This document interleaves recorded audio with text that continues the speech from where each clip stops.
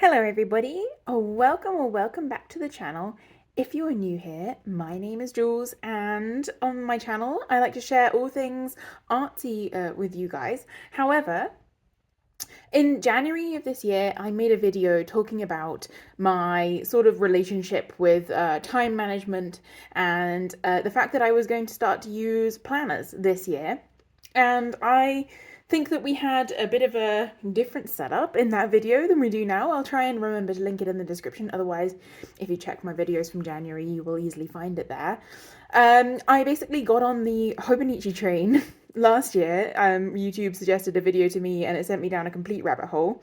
So that's basically what I've been working with. And if you did watch that video and you do remember, then you might notice that there is a couple of changes to this setup, some upgrades that I've made over the course of the last 6 months. But I just wanted to quickly go through and see how things have been going, how I've been finding things, what I've been using things for.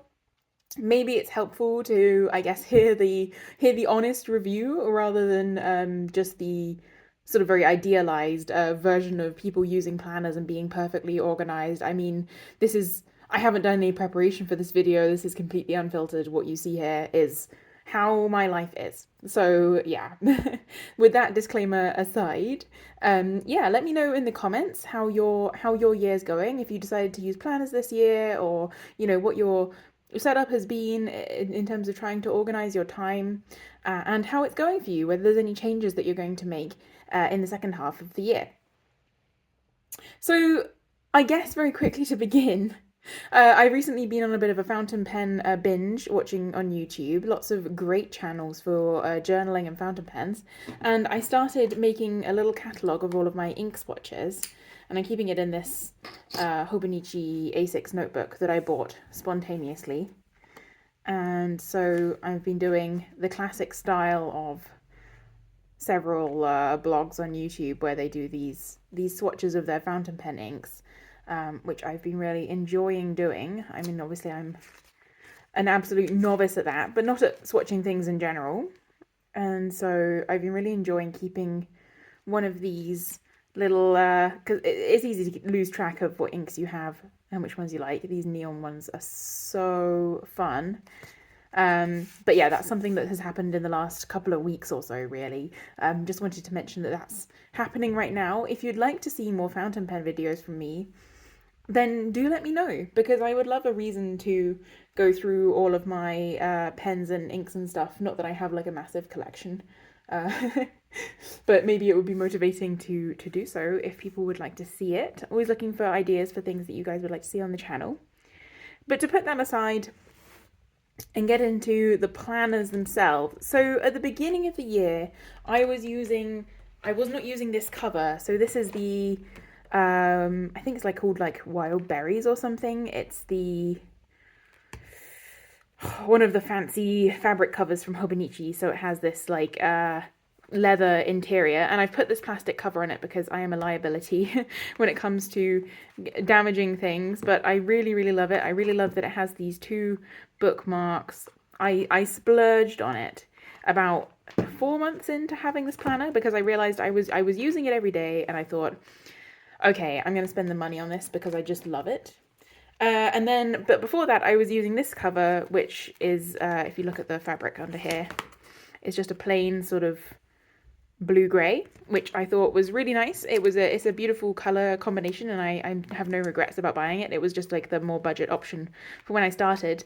But then I bought this cover to put on it, this one with these astrological designs, illustrations on it, and I think that this combination is so cute. I'd love to use it for something else. And the good news is that this will fit any A6 size notebook, so whatever I decide to use in the future can easily go in there. Gonna take a sip of my drink. I've been making this hibiscus iced tea recently, and it's just the most fantastic red color. It's finally decided to be summer here, so I've decided to take advantage of that.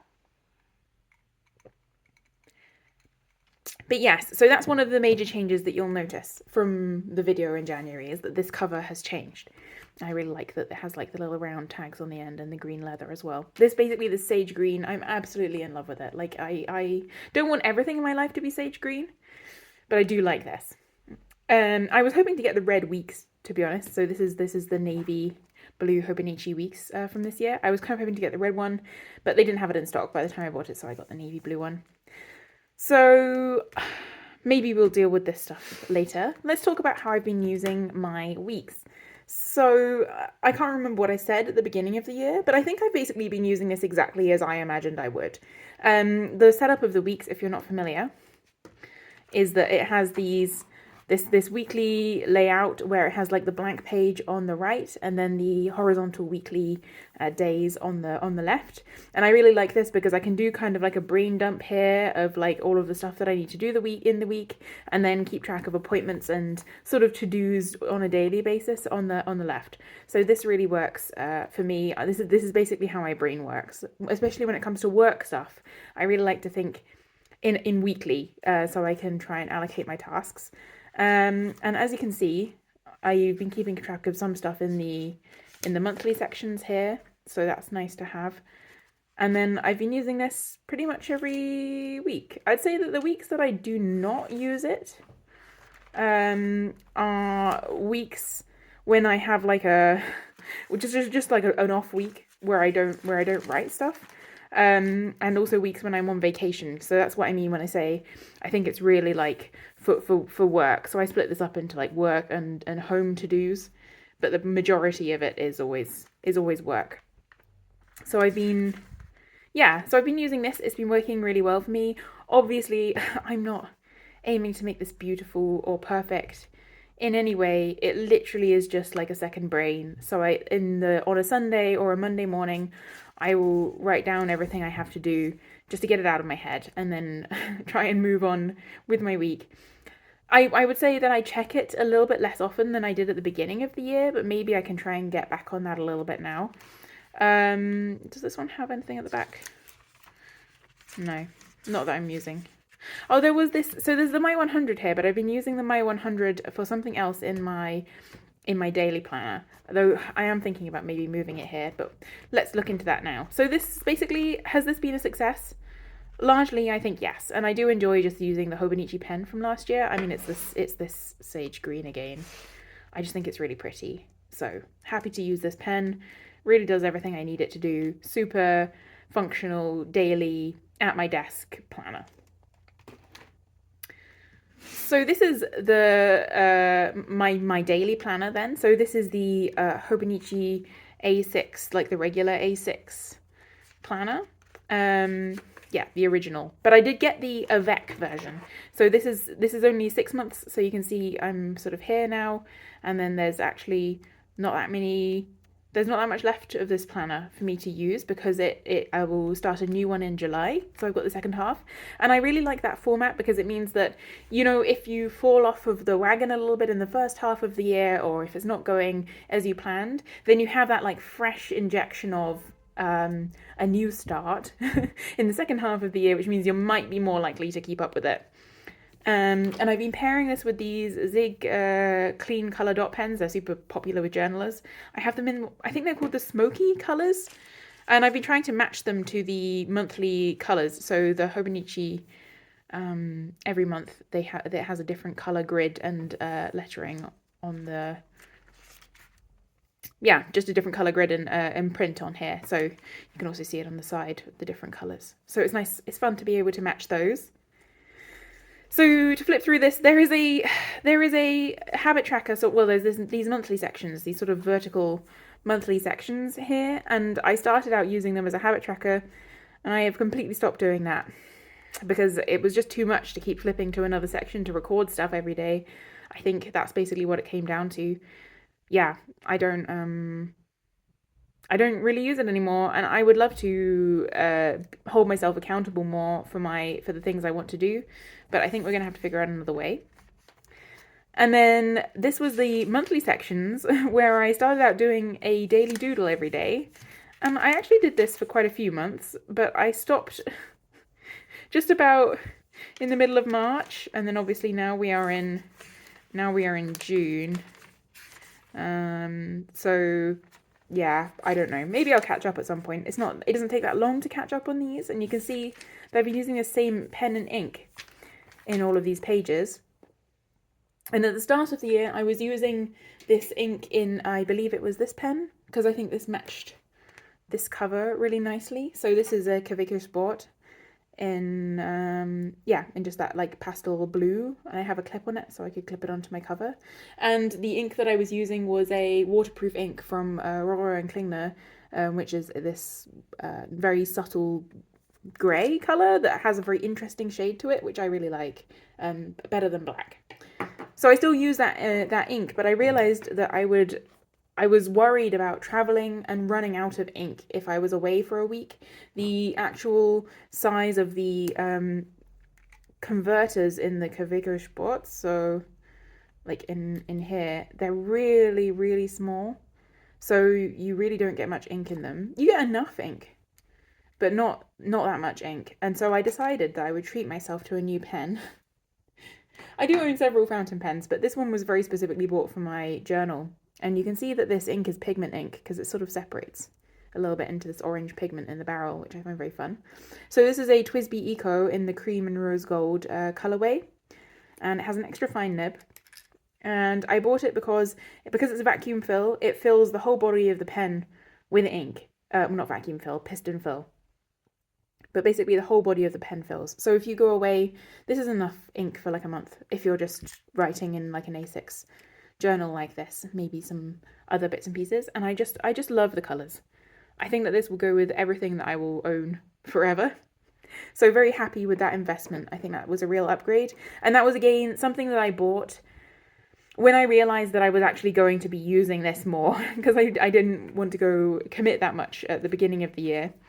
And then at the back, so I have this pencil board.